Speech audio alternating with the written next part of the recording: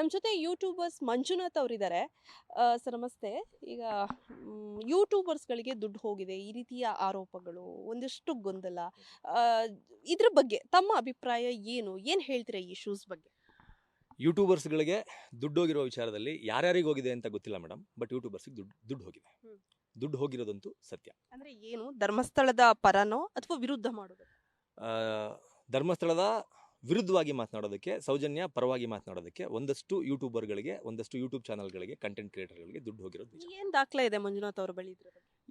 ಒಂದು 2 ವರ್ಷದ ಹಿಂದೆ ಈ ಯೂಟ್ಯೂಬ್ಗಳಿಗೆ ಪ್ರಮೋಷನ್ ಕೊಡುವಂತಹ ವ್ಯಕ್ತಿಗಳು ಮತ್ತೊಬ್ಬರು ಮಗದೊಬ್ಬರು ಈಗ ಫೋನ್ ಮಾಡಿ ಕೇಳಿರೋದು ದಾಖಲೆ ಇದೆ. ಅದ್ರ ಜೊತೆಗೆ ಯೂಟ್ಯೂಬರ್ ಆಗಿರುವಂಥ ಚಂದನ್ ಗೌಡ, ನಿಮಗೆ ಗೊತ್ತಿರಬೇಕು, ಆ ಚಂದನ್ ಗೌಡ ಅವರು ಒಂದು ವಿಡಿಯೋ ಮಾಡಿ ಹೇಳಿದ್ದಾರೆ, ನನಗೆ ಧರ್ಮಸ್ಥಳದ ವಿರುದ್ಧವಾಗಿ ಸೌಜನ್ಯ ಪರವಾಗಿ ಹೋರಾಟ ಮಾಡೋದಕ್ಕೆ, ವಿಡಿಯೋನ ಮಾಡೋದಕ್ಕೆ ನನಗೆ ನಮ್ಮದೇ ಕಮ್ಯುನಿಟಿಯ ಯೂಟ್ಯೂಬರಿಂದ ಒಬ್ಬರಿಂದ ದುಡ್ಡಿನ ಆಫರ್ ಬಂದಿತ್ತು ಅಂತ. ಅದಕ್ಕಿಂತ ಇನ್ನೇನು ಪ್ರೂಫ್ ಬೇಕು ಮೇಡಮ್?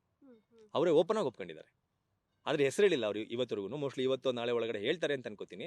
ಆ ಹೆಸರು, ಅವ್ರು ಯಾರು ಹೆಸರು ಹೇಳ್ತಾರಲ್ಲ ಅದೇ ವ್ಯಕ್ತಿ ಸಾಕಷ್ಟು ಜನ ಯೂಟ್ಯೂಬರ್ಗಳಿಗೆ ಫೋನ್ ಮಾಡಿ ಆಫರ್ ಮಾಡಿರೋದು ಸತ್ಯ. ಓಕೆ. ಇನ್ನು ಚಂದನ್ ಗೌಡ ವಿಚಾರದಲ್ಲಿ ಅವ್ರು ಅಂದ್ರೆ ಒಪ್ಕೊಂಡಿದ್ದಾರೆ ಬಹಿರಂಗವಾಗಿ. ನಾನು ಕೂಡ ಆ ವಿಡಿಯೋವನ್ನ ನೋಡಿದೆ. ಅದಾದ ಬಳಿಕ ಏನಾಗಿದೆ ಅಂದ್ರೆ ಅವ್ರು ಆ ವಿಡಿಯೋವನ್ನ ಡಿಲೀಟ್ ಮಾಡಿದ್ದಾರೆ ಅಂತ ಅನಿಸ್ತು. ಸೊ ಅದ್ರ ಬಗ್ಗೆ ಇಲ್ಲ, ನಿನ್ನೆವರೆಗೂ ನಾನು ಬೇರೆ ಬೇರೆ ಚಾನಲ್ಗಳಲ್ಲಿ ಮಾತಾಡ್ತಾ ಇದ್ದೆ. ನಿನ್ನೆವರೆಗೂ ಅವ್ರು ಸಂಜೆ ಒಂದು ವಿಡಿಯೋ ಮಾಡಿ ಕ್ಲಾರಿಫಿಕೇಶನ್ ಕೊಟ್ಟಿದ್ದಾರೆ ಅದ್ರ ಸಲುವಾಗಿ. ಅಲ್ಲಿವರೆಗೂ ನಾವು ಅನ್ಕೊಂಡಿದ್ವಿ ಅದು ಡಿಲೀಟ್ ಆಗಿದೆ ಅಂತ. ನಿನ್ನೆ ಅವರೇ ಕೊಟ್ಟಿರುವಂತಹ ಕ್ಲಾರಿಫಿಕೇಶನ್ ಪ್ರಕಾರ ಕೋರ್ಟ್ನಿಂದ ಒಂದು ಆರ್ಡರ್ ಬಂದಿತ್ತು, ಹಂಗಾಗಿ ಅದು ಬ್ಲಾಕ್ ಆಗಿದೆ. ಬೇರೆ ಕಂಟ್ರಿನಲ್ಲಿ ಅದು ಪ್ಲೇ ಆಗುತ್ತೆ. VP ಕ್ಲಾರಿಟಿ ಕೊಟ್ಟಿದ್ದಾರೆ, ಕೋರ್ಟಿಂದ ಆದೇಶ ಇದ್ದಿದ್ರಿಂದ ಅದು ಬ್ಲಾಕ್ ಆಗಿದೆ ಅಂತ.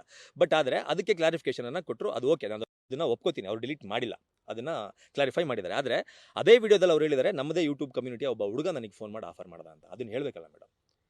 ಅಂತಂದರೆ ಧರ್ಮಸ್ಥಳದ ಎಗನೆಸ್ಟ್ ಆಗಿ ಸೌಜನ್ಯ ಪರವಾಗಿ ಒಂದು ವಿಡಿಯೋ ಮಾಡಬೇಕು, ಹೋರಾಟ ಮಾಡಬೇಕು ಅಂದರೆ ಅದಕ್ಕೆ ದುಡ್ಡು ಕೊಟ್ಬಿಟ್ಟು ಮಾಡೋ ಅವಶ್ಯಕತೆ ಇದೆಯಾ? ಒಂದು ಅದಾದಮೇಲೆ ಚಂದನ್ ಗೌಡರು ಅಂತಹ ಒಬ್ಬ ಯೂಟ್ಯೂಬರನ್ನು, ಅವರದ್ದೇ ಕಮ್ಯುನಿಟಿಯ ಅಂತಹ ಒಬ್ಬ ಯೂಟ್ಯೂಬರನ್ನ ಎಕ್ಸ್ಪೋಸ್ ಮಾಡೋದಕ್ಕೆ ಹಿಂದೆ ಮುಂದೆ ನೋಡ್ತಾ ಇರೋದು ಯಾಕೆ? ಯಾರಿಗೆ ಅವರದ್ದೇ ಕಮ್ಯುನಿಟಿ ಅಂತ ನೀವು ಒತ್ತಿ ಹೇಳ್ತಾ ಇದ್ದಾರೆ? ಯಾರ ಬಗ್ಗೆ ಅನುಮಾನ? ಅದನ್ನ ನಾನು ಹೇಳಿಲ್ಲ, ಅದನ್ನು ಕೂಡ ನಮ್ಮದೇ ಕಮ್ಯುನಿಟಿಯ ಯೂಟ್ಯೂಬರ್ ಅಂತ ಅವರೇ ಹೇಳಿರೋದು. ಅವ್ರು ಹೇಳಿರೋ ಮಾತನ್ನ ನಾನು ನಿಮಗೆ ಮತ್ತೆ ಹೇಳ್ತಾ ಇದ್ದೀನಿ. ಅವರೇ ಹೇಳಿರೋದು, ನಮ್ಮದೇ ಕಮ್ಯುನಿಟಿ ಒಬ್ಬ ಯೂಟ್ಯೂಬರ್ ನನಗೆ ಈ ವಿಚಾರವಾಗಿ ಒಂದು ಆಫರ್ ಮಾಡ್ದ. ನನಗೆ ಅಯ್ಯೋ ಅನ್ನಿಸ್ತು, ಅಯ್ಯೋ ಒಂದು ಅನ್ಯಾಯಕ್ಕೆ ಒಳಗಾಗಿರುವ ಹೆಣ್ಣು ಮಗಳಿಗೆ ನ್ಯಾಯ ಕೊಡಿಸೋದಕ್ಕೋಸ್ಕರ ದುಡ್ಡನ್ನು ಕೊಡ್ತಾರೆ ಅಂತಂದ್ರೆ ಇಲ್ಲಿ ಏನೋ ಮಿಸ್ ಹೊಡಿತಾ ಇದೆಯಲ್ಲ ಅಂತ ನನಗೆ ಅನ್ನಿಸ್ತು. ಅವ್ರ ಹೆಸರು ಇಲ್ಲಿ ಬೇಡ ಅಂತ ಹೇಳ್ತಾರೆ. ನಮಗೆ ಬೇಕಾಗಿರೋದು ಆ ಹೆಸರು. ಅದೇ ಕಮ್ಯುನಿಟಿಯ ಯೂಟ್ಯೂಬರ್ ಇಂದ ಅವ್ರ ಹೆಸರನ್ನ ರಿವೀಲ್ ಮಾಡಬೇಕು. ಅವ್ರನ್ನ ಕ್ಯಾಮ್ರಾ ಮುಂದೆ ಕರ್ಕೊಂಡ್ಬಂದು ನಿಲ್ಸಿದ್ರೆ ಅವಾಗ ಚಂದನ್ ಗೌಡ ಹೇಳ್ತಾ ಇರೋದು ಸುಳ್ಳು ಸತ್ಯನೋ ಅನ್ನೋದು ಗೊತ್ತಾಗುತ್ತೆ. ಅದರ ಜೊತೆಗೆ ನಮಗಿರುವ ಇನ್ಫಾರ್ಮೇಶನ್ ಪ್ರಕಾರ ಚಂದನ್ ಗೌಡಗೆ ಯಾರು ಫೋನ್ ಮಾಡಿ ಆಫರ್ ಅನ್ನ ಕೊಟ್ಟಿದ್ರಲ್ಲ ಅವರೇ ಇನ್ನು ಸಾಕಷ್ಟು ಜನ ಯೂಟ್ಯೂಬರ್ಗಳಿಗೆ ಫೋನ್ ಮಾಡಿ ಆಫರ್ ಅನ್ನ ಕೊಟ್ಟಿದ್ದಾರೆ ಅನ್ನೋ ಇನ್ಫಾರ್ಮೇಶನ್ ನಮ್ಮ ಹತ್ರ ಇದೆ. ಈಗ ಸುಮಂತ್ ಅನ್ನೋ ಹುಡುಗಂಗೆ ಅಭಿ ನೇರವಾಗಿ ಆಫರ್ ಮಾಡಿದ ಅಂತ ನಿಮ್ ಜೊತೆನೂ ಕೂಡ ಮಾತಾಡ್ತಾರೆ. ಹೌದು, ಆ ಇಂಟರ್ವ್ಯೂ ನನ್ನ ಚಾನಲ್ನಲ್ಲೇ ನಾನು ಫಸ್ಟ್ ಪ್ರಸಾರ ಮಾಡಿದ್ದು. ಅಂದ್ರೆ ಸಮೀರ್ ಒಂದು ಕಾಪಿರೈಟ್ ಸ್ಟ್ರೈಕ್ ಅನ್ನು ಹಾಕೋ ಮೂಲಕ ಸುಮಂತನ ಹುಡುಗನ ಯೂಟ್ಯೂಬ್ ಅಲ್ಲ, ಇನ್ಸ್ಟಾಗ್ರಾಮ್ ಪೇಜನ್ನು ಡಿಲೀಟ್ ಮಾಡಿಸಿರ್ತಾರೆ. ಅದ್ರ ಸಲುವಾಗಿ ಮಾತನಾಡೋದಕ್ಕೆ ಬಂದಾಗ ನನಗೆ ಒಂದು ಕ್ಯೂರಿಯಾಸಿಟಿ ಇತ್ತು. ಆ ಹುಡುಗಂಗೆ ಈಗಿನ್ನು ಡಿಗ್ರಿ ಮುಗಿಸಿ ಜಸ್ಟ್ ಔಟ್ಪುಟ್ ಆಗಿರೋ ಹುಡುಗ, ಬೇರೆ ಎಲ್ಲೂ ಕೆಲಸ ಮಾಡಿಲ್ಲ, ಬಟ್ ಧರ್ಮಸ್ಥಳದ ಪರವಾಗಿ ನಿಂತ್ಕೊಂಡು ಇಷ್ಟೊಂದೆಲ್ಲ ಮಾತನಾಡ್ತಿದ್ದಾನೆ, ಇಷ್ಟೊಂದೆಲ್ಲ ವಿಚಾರ ತಿಳ್ಕೊಂಡಿದ್ದಾನೆ ಅಂತಂದಾಗ ನನಗೆ ಕ್ಯೂರಿಯಾಸಿಟಿ ಆಯಿತು. ಅದಕ್ಕೆ ನಾನು ಕೇಳಿದೆ, ಯಾಕೆ ನಿಮಗೆ ಧರ್ಮಸ್ಥಳದ ವಿಚಾರದಲ್ಲಿ ಮಾತನಾಡಬೇಕು ಅಂತ ಅನಿಸ್ತಾ ಇದೆ? ಯಾಕೆ ಧರ್ಮಸ್ಥಳದ ಪರವಾಗಿ ನೀವು ಇಷ್ಟೊಂದು ದೊಡ್ಡ ಧ್ವನಿ ಎತ್ತುತ್ತಾ ಇದ್ದಾರೆ ಇಷ್ಟು ಚಿಕ್ಕ ವಯಸ್ಸಿನಲ್ಲೇ ಅಂತ. ಆವಾಗ ಈ ಸ್ಟೋರಿಗಳೆಲ್ಲ ಹೇಳ್ದ. ಅಂದರೆ ನನಗೆ ಹಣ ಇವತ್ತೇ ಬಂದಿರೋದಲ್ಲ ಆಫರು.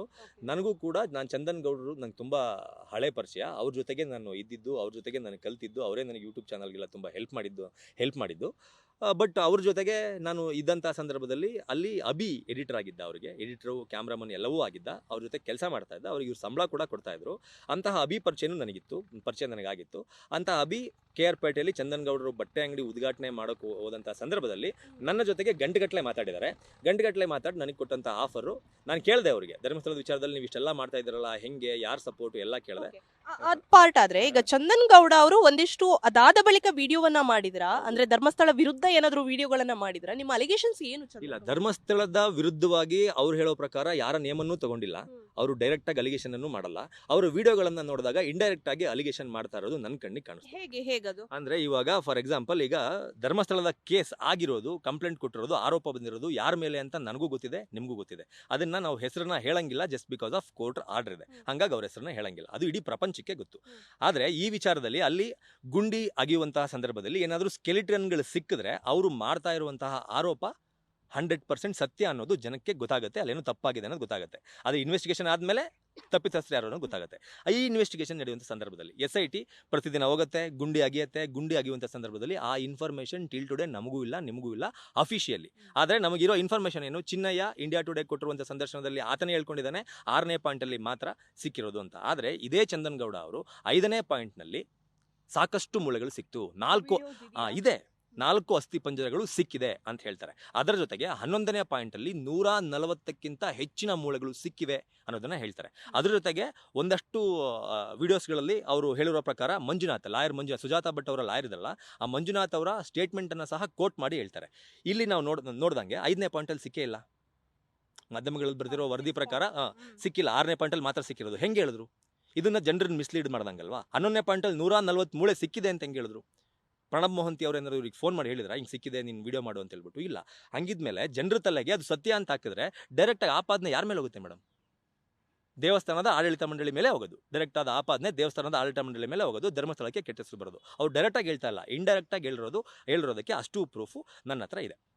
ಈಗ ನಿಮ್ದು ಅಂದ್ರೆ ಆಗ್ರಹ ಏನು? ಈಗ ಚಂದನ್ ಗೌಡ ಅವರನ್ನು ಈ ವಿಚಾರದಲ್ಲಿ ತನಿಖೆ ಮಾಡಬೇಕು ಅಂತನಾ ಅಥವಾ ಏನ್ ಆಗ್ರಹ? ಚಂದನ್ ಗೌಡ ಅವರನ್ನ ಈ ವಿಷಯ ಯಾವ ಆಧಾರದ ಮೇಲೆ ತನಿಖೆ ಮಾಡಬೇಕು ಅಂತಂದ್ರೆ, SIT ತನಿಖೆ ನಡೀತಾ ಇರಬೇಕಾದ್ರೆ ಇಷ್ಟಿಷ್ಟೇ ಮೂಳೆ ಸಿಕ್ತು ಅಂತ ಚಂದನ್ ಗೌಡಗೆ ಇನ್ಫಾರ್ಮೇಶನ್ ಕೊಟ್ಟಿದ್ದು ಯಾರು? ಅವರು ಒಬ್ಬ ಜರ್ನಲಿಸ್ಟ್ ಅಂತಾರೆ, ಹೇಳ್ಕೊತಾರೆ ಅವ್ರನ್ನ. ಲಾಯರ್ ಮಂಜುನಾಥ್ ಅವರ ಪ್ರೆಸ್ ರಿಲೀಸನ್ನು ಕೋಟ್ ಮಾಡಿ ಹೇಳ್ತಾರೆ. ಲಾಯರ್ ಮಂಜುನಾಥ್ ಯಾರು ಮೇಡಮ್? ಲಾಯರ್ ಮಂಜುನಾಥ್ ಸುಜಾತಾ ಭಟ್ಗೆ ಮಾತ್ರ ಲಾಯರು.